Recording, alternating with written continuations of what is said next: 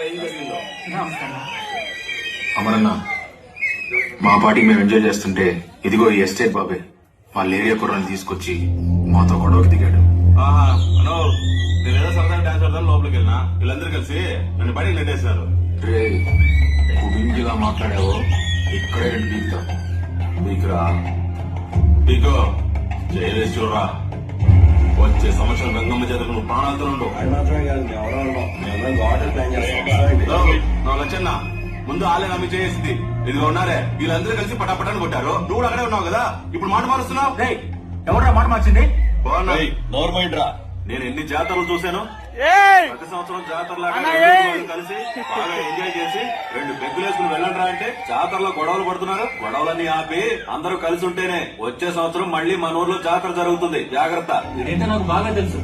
జాతరలో గొడవ జరిగితే పోలీస్ కేసు అవుతుంది, అప్పుడు జాతర ఆపేస్తారు కదా. అదన్నా వీడి ప్లాన్.